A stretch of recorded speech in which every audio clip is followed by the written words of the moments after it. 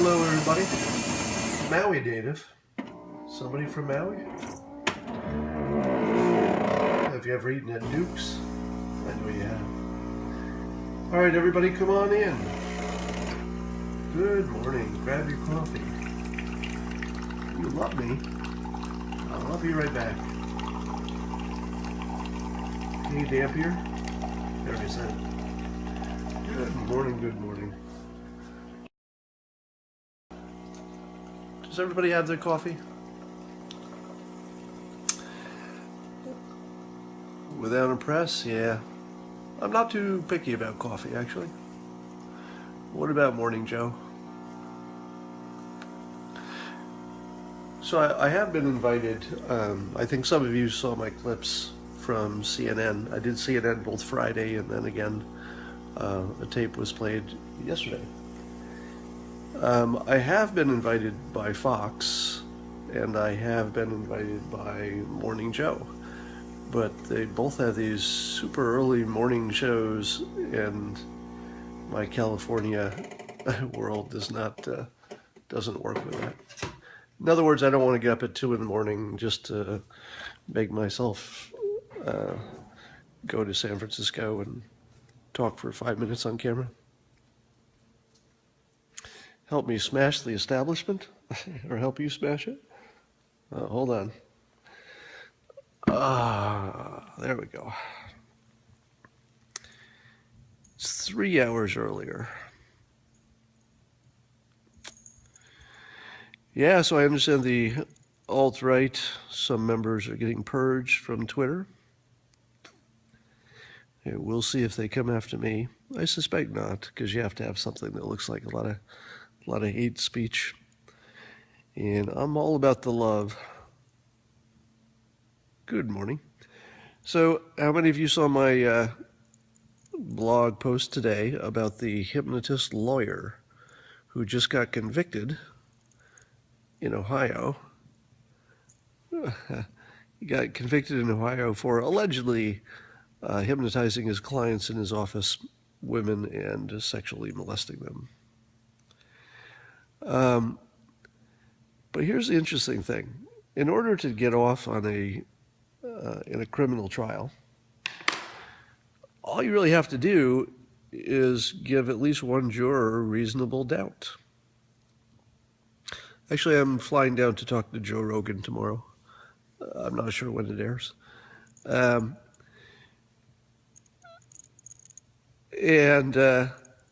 So what are the odds that a hypnotist who's so talented, who is also a lawyer, can't make one juror a little bit doubtful about the crime? Look what I'm dealing with. I'm trying to talk to you and my gigantic cat is all over me. Zoe, look up. Look up. Can you see that little face?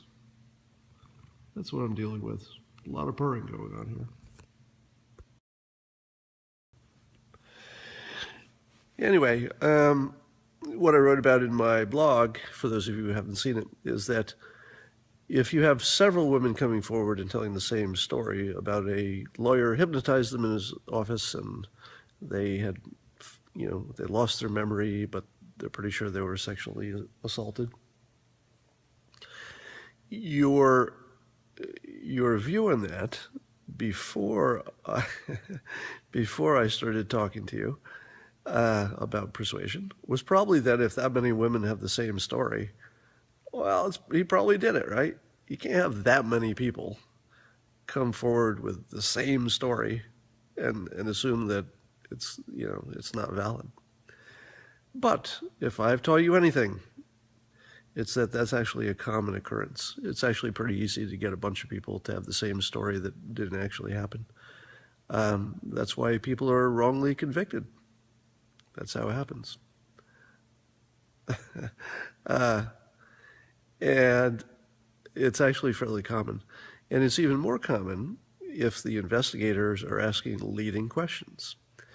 Because think about it. Let's say there's somebody you suspect as being a victim, and you bring them in and you say, did anything happen to you in that lawyer's office? And their first reaction is, no, I don't think so. And then you say, we're investigating him for hypnotizing women like you, and while they're asleep, he molests them. Has anything like that happened to you? And then the woman says, huh, well, I don't remember anything like that, but that's exactly what you said would happen. You said I wouldn't remember it. Yeah, I have a total memory of not remembering that. I'm exaggerating a little bit.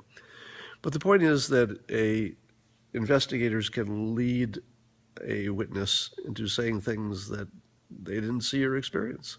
And it happens all the time. Yeah, why isn't that lawyer already rich if he's so good? What is possible is that he was saying things intending to arouse or seduce his clients. So he wasn't, I doubt he was innocent of everything. But when they report that they don't remember what happened, that's not really part of hypnosis. Yeah, as far as I know, and I've been a hypnotist for decades and been studying persuasion for that long, I've never seen a credible case of someone who lost their memory of what happened during hypnosis. As far as I know, that doesn't happen. It's just something that happens on television.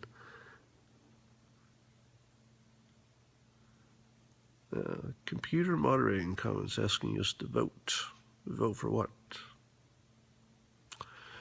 You should Google the phrase persuasion reading list, and you'll come up with a list that I put together for what to read.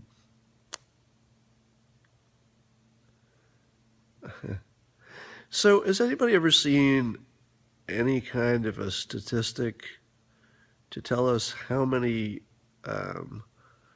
what is it, white nationalists or white supremacists? How many racist white supremacists are there in the Republican Party compared to, let's say, the Democratic Party? Has anybody ever, it's not 42%, has anybody ever studied it? Have you ever seen a statistic on that? Count the white people, yeah. So ask yourself this, right? So here's a little mental experiment. The biggest question in the news right now, I think you'd agree, the biggest question in the news is about white supremacists and, Steve Bannon, is he one? And is Trump one? And how many of his supporters won? So it's the biggest question in the news, and it's coming to us from several different angles, right? From Trump himself, from the KKK guys who were taking the opportunity to, get on camera, to the Steve Bannon criticisms, to the David Dukes, yeah. So it's all coming from all different areas. What's the one thing that you, as a citizen who watches the news, don't know? You don't know how many there are. Isn't that the only thing that matters? Let me put this another way.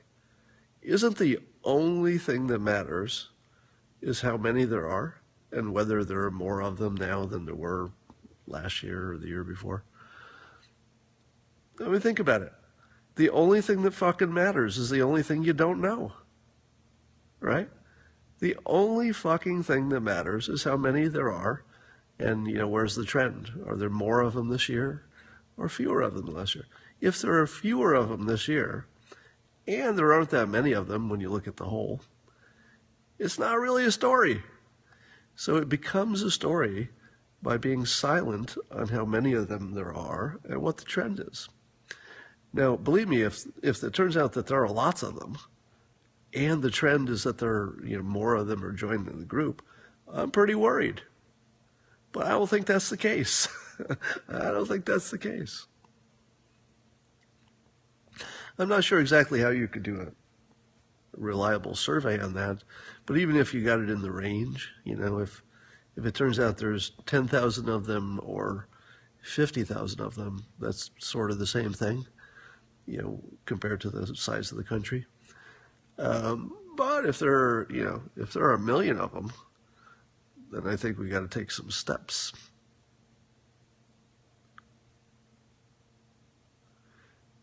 Yeah.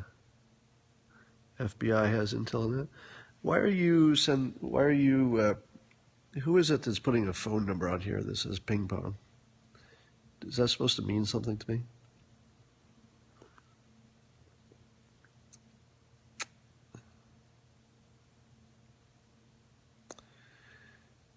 Google it. Oh. Peter Duke, how are you? Uh, child abduction ring, yeah. So now that there's some time has passed since the election, oh, ping pong pizza?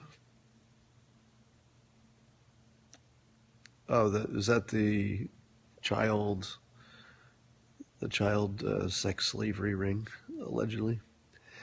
So on the list of things that are least likely, the things that are least likely to be true, I think the child porn stuff is the least likely, like close to zero. The spirit cooking, not true.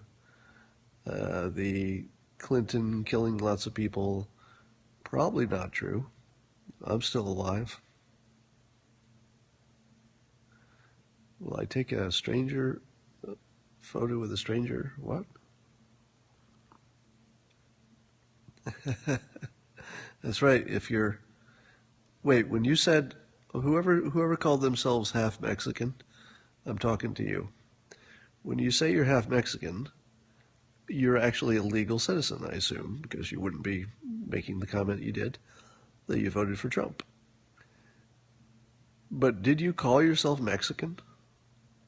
Is there anybody on here who has a Mexican cultural heritage, who calls themselves and their family Mexican even though they were born in this country? Is there anybody here who is born in this country and is an American citizen and calls themselves Mexican when they just talk about their family? Yeah, we're Mexican. I call myself India American. I know plenty that do. I'm a ginger. Yeah, everyone does that. So I'm having these, little debates on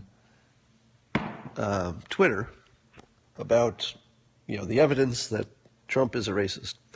And the number one evidence that people like to go to, it's sort of a toss-up between Trump's initial comment about the Mexican immigrants having too many criminals in their ranks, or the quote about Judge Curiel being racist, or being not racist, being biased. So those are the two things that people bring up to me the most. And so in my ongoing quest to help you dehypnotize Clinton supporters who think they live in a world in which Hitler just got elected, and they're pretty scared about it, you can talk them out of their illusion by doing what I do. So you start this way. When somebody says, so I'll do the fake argument on both sides. Person on Twitter says to you, what about the comment that Mexicans are rapists? They usually word it that way. They say, he said, Mexicans are rapists. Now, if you say, he didn't mean all of them right away, then they just scoff and walk away. Ha ha, of course he meant all of them. So here's how I do it. I first ask this question, and this is a framing question. Persuasion, if you will. Not really, but sort of like that. So you set them up this way, because you can't really talk people out of something with a good argument, but sometimes you can help them talk themselves out of it. And so what I say is, do you think that when he said that Mexicans are rapists, that he meant also the children? Do you think that Trump was saying that Mexican children are rapists? And you start with that question, because it immediately exposes the absurdity of it. And then you say, what about the women? Was he saying that the women who are coming here illegally are also rapists? Because there are a lot of children and women who are immigrants. And then once your hypnotized Clinton supporter realizes that, no, obviously he wasn't talking about women and children, Then you say, do you think he meant all of them? If he wasn't talking about the women and he wasn't talking about the children, who are Mexicans, do you think he was talking about all the men? Do you believe that Trump lives in this world and believes that every Mexican coming across the border is an actual rapist? Now, nobody's going to agree to that, even though that's exactly what they just said. So you can get them to talk themselves out of their own opinion just by going through this chain. Do you think he meant children are rapists? Obviously no. Do you think he meant women are rapists coming from Mexico? Obviously no.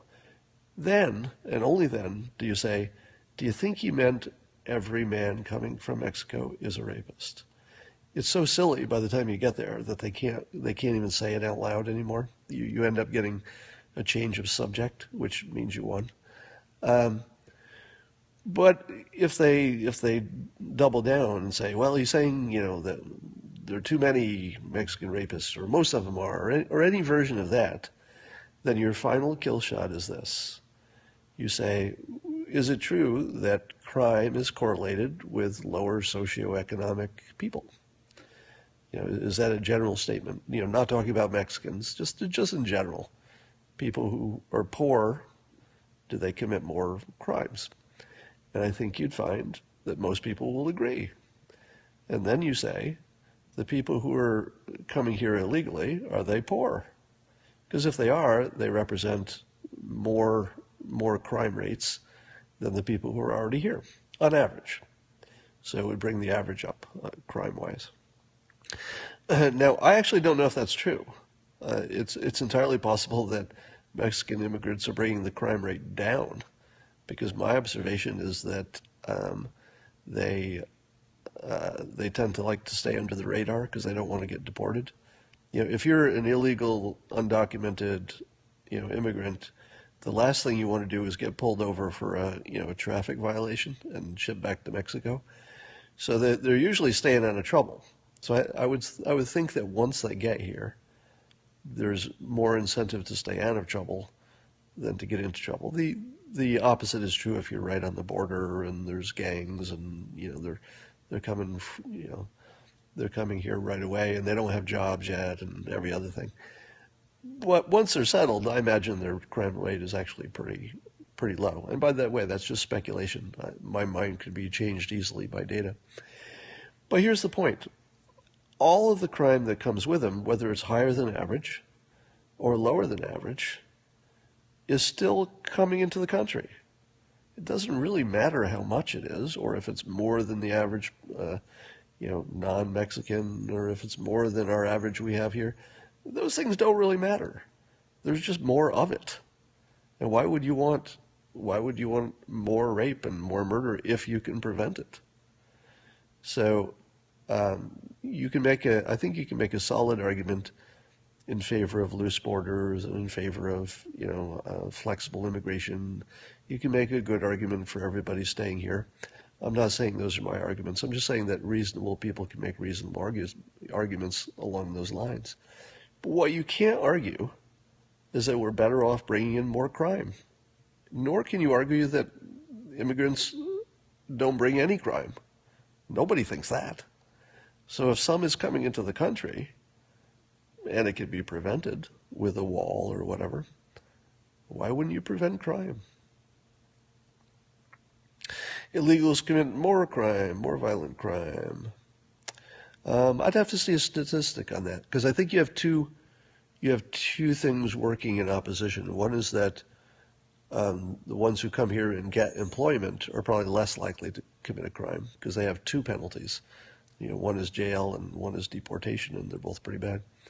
But people who come here and don't have a job, or they join a gang, or they just got here and they were criminals before they left, or they're leaving the country because of crime, yeah, I could see that some subset of them would have higher crime. But I'd be surprised if they bring more crime in the long run. In the long run, I'll bet it's not more crime. Yeah, illegals are criminals. They broke the law by coming in illegally. But that's just word thinking. We're all talking about the same thing. You can't just define a word and say, I defined a word. Conversation's over. Look at me. I defined a word. That's not part of reason. That's not arguing. That's just, hey, they're illegal when they came across, so therefore they're illegals. That's just a word. It's a definition. We all agree. There's no point there. All right. We pay for the health care in schools, etc. Yeah, that's a separate argument.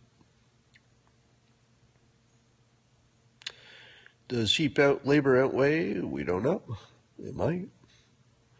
Cheap labor, remember all that cheap labor accrues to us, because if there's cheap labor, we get to buy cheap goods and cheap food and all that.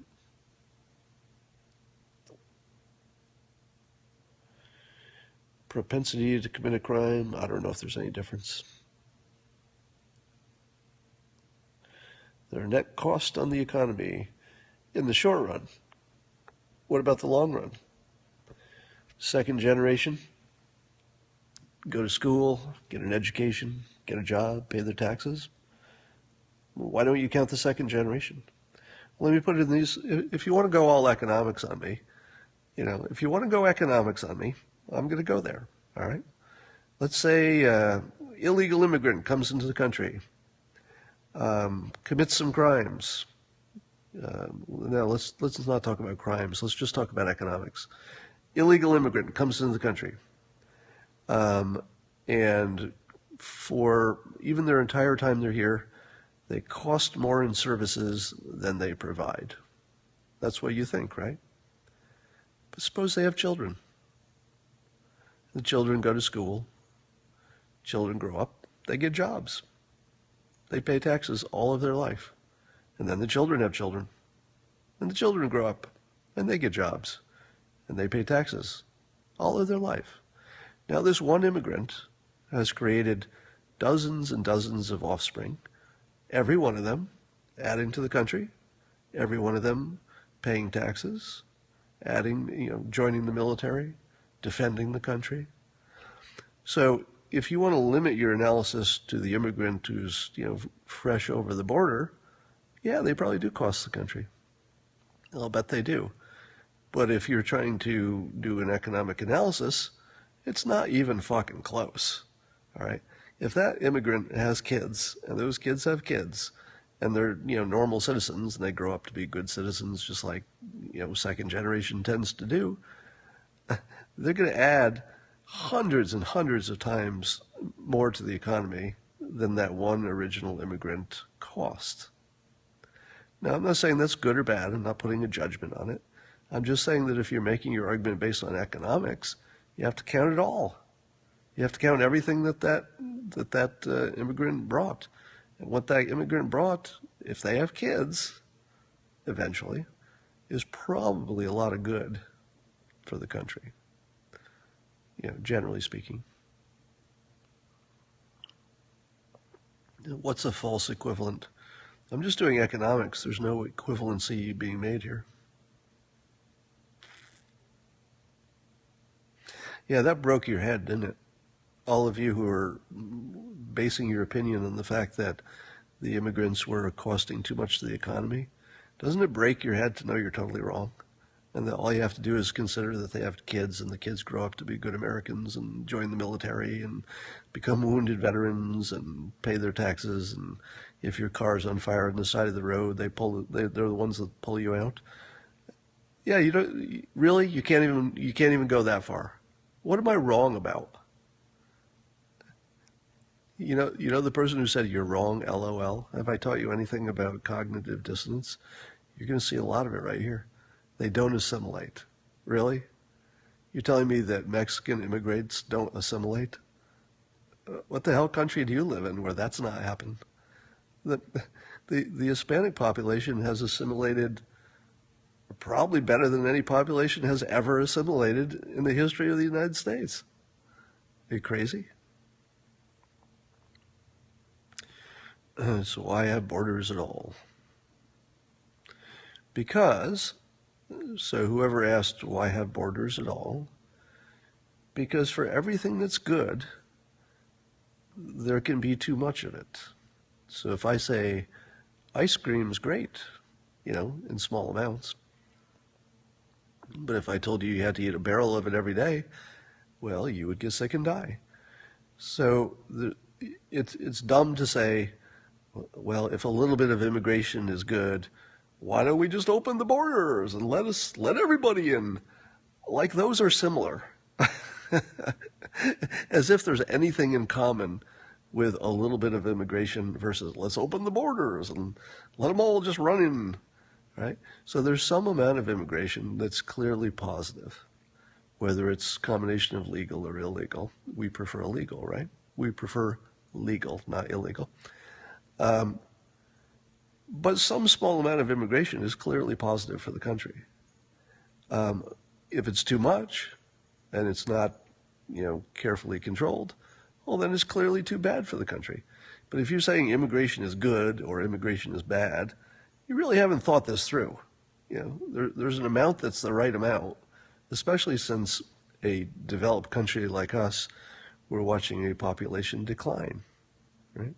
So if your population is declining for good reasons, because we're prosperous, so rich people have fewer kids, you kind of need an influx of people to do real work and, work their way up the ladder.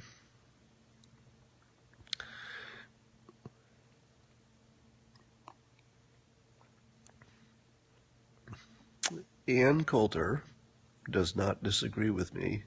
If we were in the same room talking about it, you would find that there's a difference between being let's say, an analyst of a situation and being a proponent. To be what do you call it when a lawyer is agitating for your side? So if you look at Ann Coulter, who, by the way, is brilliant, and I love her writing, even though I disagree with her lots of times, you can't take away the fact that she's really a really good writer. Advocate, yes. So Ann Coulter is an advocate, and so if you were to compare her opinion to mine, you would see them being a little different, because the advocate is different than someone who's trying to just understand it, all right? But if you said to Ann Coulter, is there some amount of immigration that is good if it's done right? She would say yes, as I just said. So we would agree on that. We might disagree on the best way to get there, but only because I don't know the best way to get there, and neither does she. So we would be, two uninformed people arguing about something that we don't understand. But on the things we do understand, I'm pretty sure we agree. Because if you said to Ann Coulter, hey, what about the, 15 people that get produced by the one illegal that comes over? What about their economic contribution? I think she would agree, because she's not dumb, and she knows economics, at least well enough to answer that question. So I would disagree that she and I disagree. If we were really in the same room, and we, broke it down to its individual components, I don't think you see much disagreement. The welfare state draws on low. I'm not sure what that means.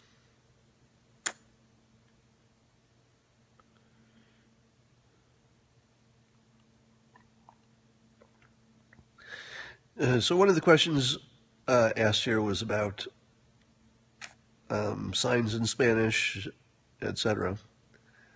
I don't think you're ever going to see Spanish as, an approved second language. But I'm a proponent of doing whatever works, whatever is useful, whatever has utility. Take the magical thinking out of it. Take the emotion out of it, and just do what makes sense. And if you live in a state that's close to the border and you have a lot of Mexican immigrant population, signs that are partly in Spanish just make sense, right? Now, if you see those signs, spreading from the border states to Nebraska or wherever the hell, then you'd have to ask yourself whether, the assimilation is working. But I don't think it's a problem when it's just happening on the border.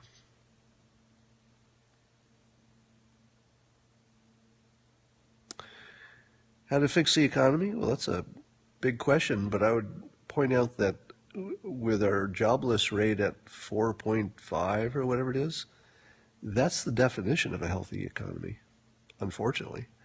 What we don't have is a strong middle class, but that's a different problem. I think to make the middle class work, the government probably has to promote certain industries that are likely to hire.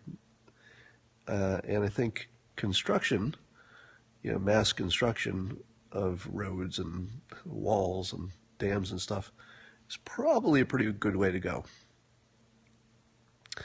Real jobless rate is over 9. Yeah, I think you could make that argument.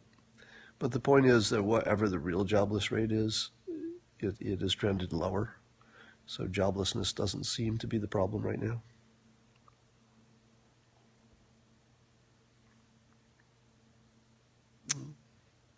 Yeah, the economy definitely needs to be fixed for people who don't have jobs, and when they do have jobs, they don't pay enough to have a good life. All right, I'm going to sign off now, and I'll talk to you folks later.